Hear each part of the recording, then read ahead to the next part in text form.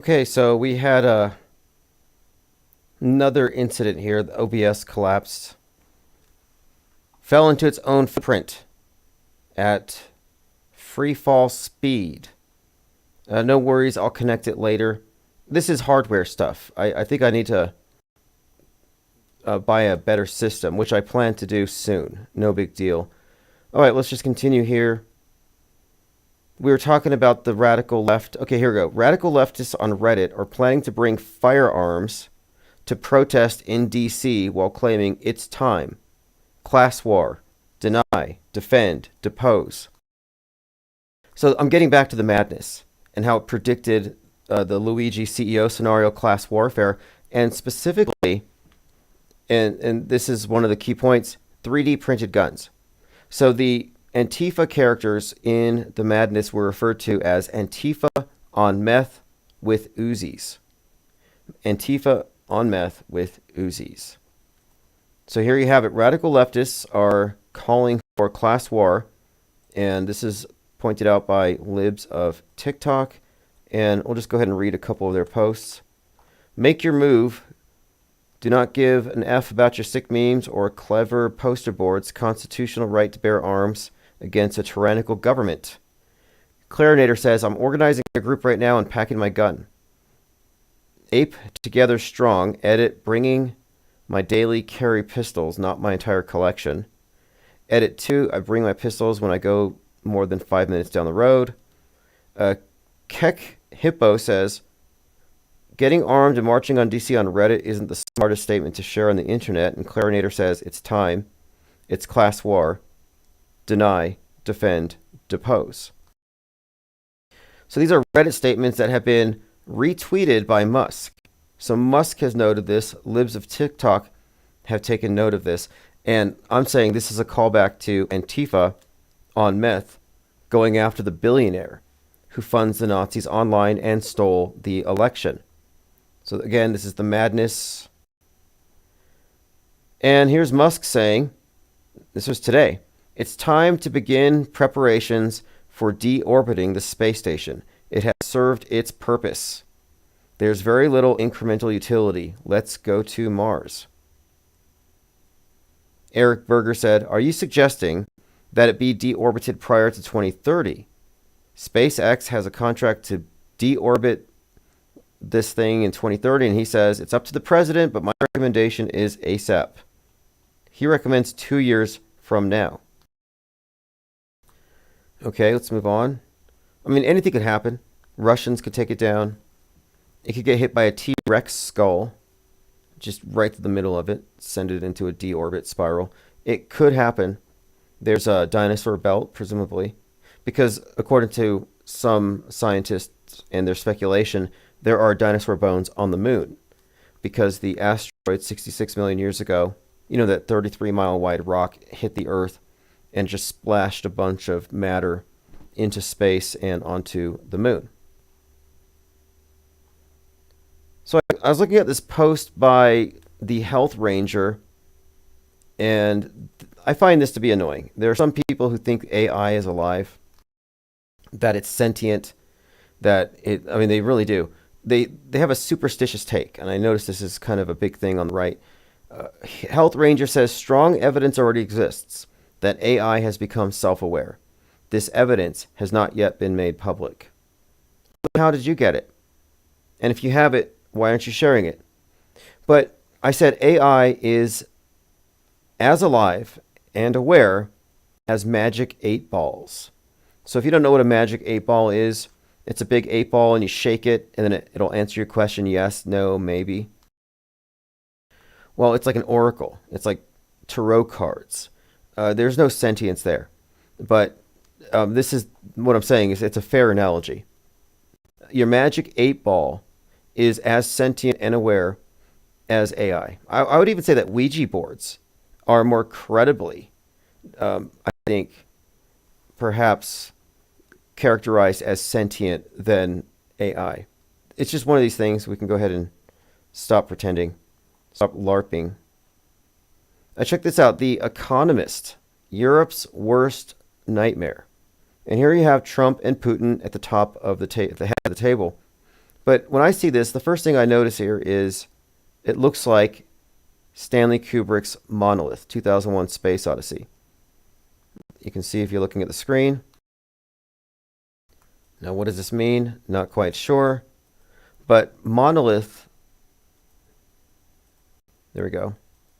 The Monolith for the 2001 Space Odyssey, I think, has a lot of significance, weirdly enough, to 9/11. I mean, it came out 33 years prior, and it has this monolith on the moon, and the whole scene of the excavation of the monolith looks exactly like Ground Zero 9/11 after the towers fall, and you have the Hilton Hotel, the big black Space Odyssey monolith overlooking Ground Zero.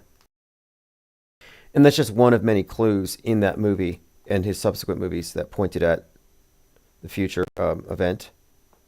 Yeah, we're back.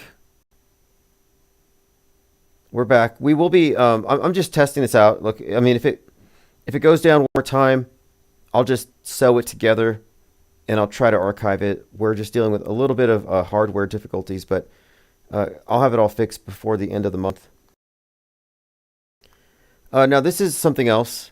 I'm sure it's not relevant, but it turns out that Werner von Braun, Albert Einstein, and who's this other person?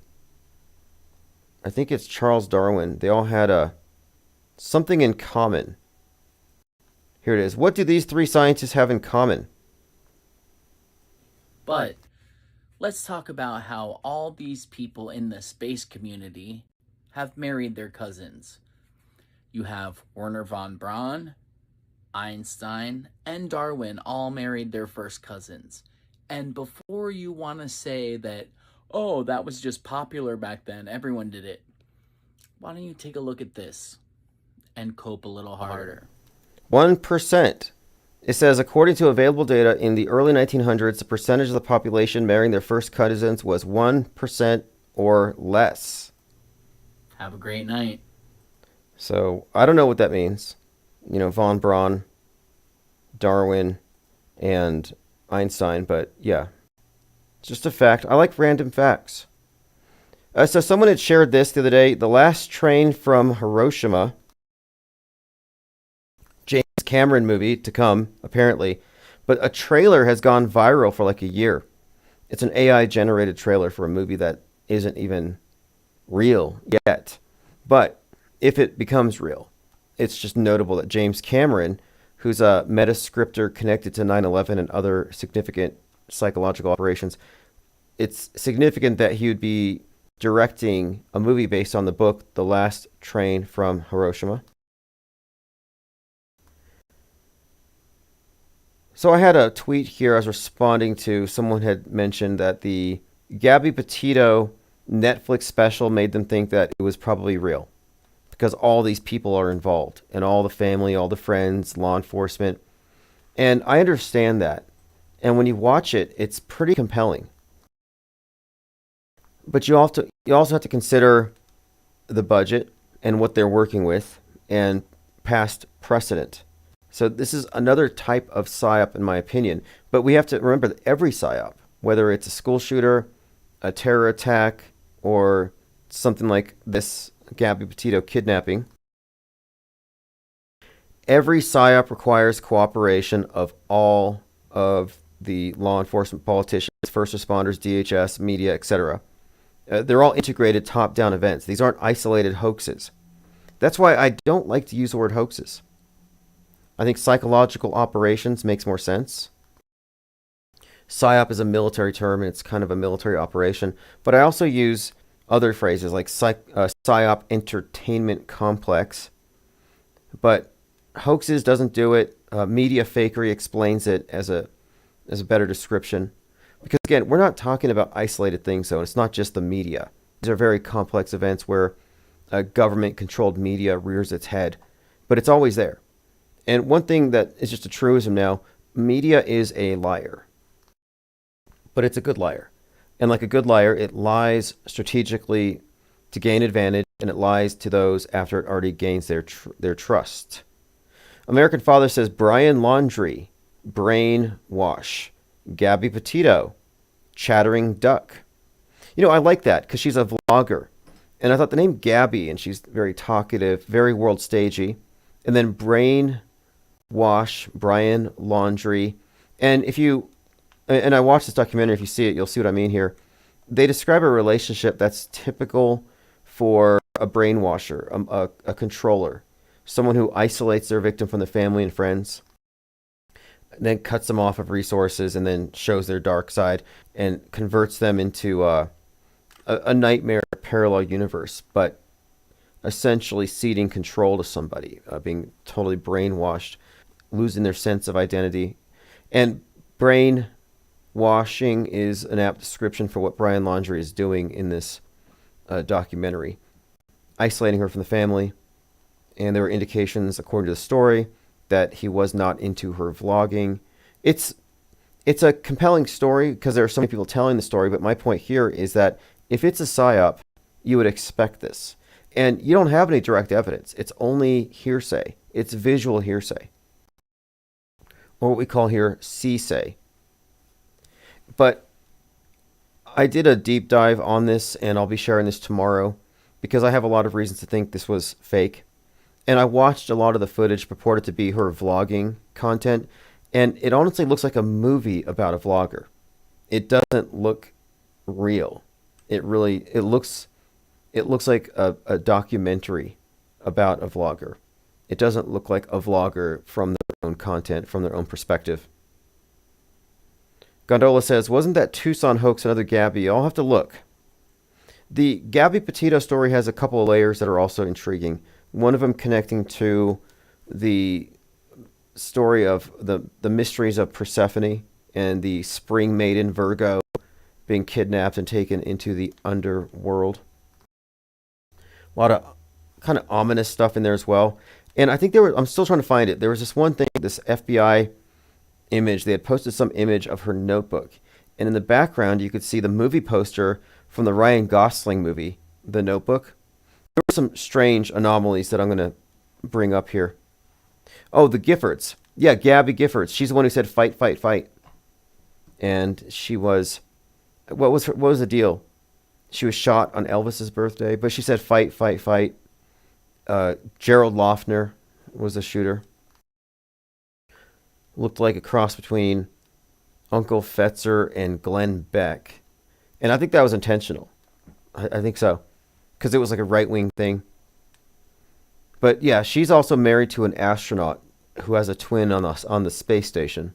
Lots of twinsies in space, as some of you have noted.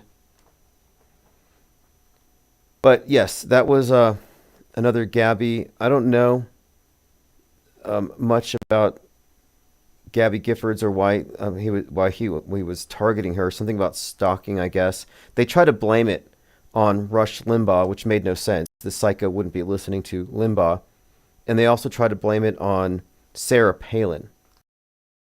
So it's not new. This idea of scapegoating the other side, accusing them of stochastic violence. But you'll notice that nobody on the left calls out any of the calls for violence on their own side. And this is what I was bringing up earlier with the threats. And there are many more. Like, this is just one example. Sarah is censored. Retweeted this from Hip Hop 41. He said, assassinate Cash too. So Cash is the QAnon guy who is now the director of the FBI. But on Blue Sky and on Twitter now, you're seeing a lot of this, and on Reddit. So this is interesting too. March 4th. Something to look forward to. Okay, so March 4th. I've noticed this date before because it was the date the Batman movie came out. And I said, watch, this movie is going to contain messaging March 4th. Maybe March 4th terrorists, the armies of the Riddler. But here it says they're using a website called generalstrikeus.com to organize.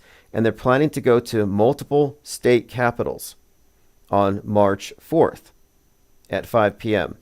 So the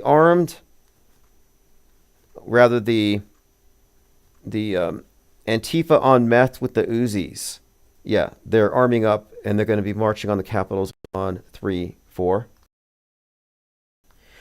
Now, I'm kind of curious to see how this plays out because they have been staging psyops to make the MAGAs look violent and unhinged for some time. But the left has a lot of people who are actually that unhinged. So I'm kind of curious. I don't imagine that the psyops become real or goes kinetic, but you can't predict everything. American Father said, I recently realized Tim Osman is a CIA name for Osama bin Laden. Nice touch there. Funny. Yeah, and that's an interesting Metascript story as well. The Tim Osman, we're talking about the 9/11 story and the idea of the clash of civilizations, like Islam and the West. And so here you have the founder of the Ottoman Empire, Osman the First. And so I think this was a connection to, there were a couple of things here we were looking at, but there were some people who were saying that Obama was OBL, which is ridiculous. But it is kind of funny to think about that his name would be Osman and that he would be associated with that.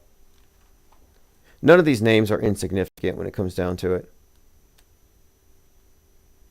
But another thing too, the Clash of Civilization story, the 9/11 story. If you remember, the first attacker was Muhammad Atta, like Muhammad attacks. 33-year-old lead hijacker. Kind of the parallel or the mirror of Timothy McVeigh, 33-year-old lead terrorist who was electrocuted 90 days before Muhammad Atta. And he was electrocuted on 6/11. So there's some, the 6/11, 9/11 connection seems to suggest external alien threat, internal domestic threat with Timothy McVeigh and Muhammad Atta or OBL representing the different sides. We'll have to do a deep dive into the Timothy McVeigh execution. It's a strange story, obviously a hoax, and there are actually some counts of people suggesting that it was a drill, that he wasn't dead. But there's also this individual named Paul Weissapol, some FBI agent in Florida, who is credited with saving 168 children from human trafficking. And he's believed by many to be Timothy McVeigh. Interestingly enough, how many people did Timothy McVeigh kill? He blew up a government daycare center. 168. The same number. So in one role, as a villain, he kills 168. In another role, he saves 168. But it's the same guy, in my opinion. But we'll have to do a deep dive take on that. Don't take my word for it. We have reasons for the things that we say. It's not a flippant claim. Not that it matters. It doesn't matter if it's the same person or not. We're looking at these psyops though, and it does seem like there's some kind of internal hiring system, like they hire from within. Okay, here's another one. TikToker calls for Musk and Trump to be assassinated. And Musk is commenting on these. He says everybody dies, but not everyone lives. Again, this is fascinating because this was the whole story in the madness. And it's like that's life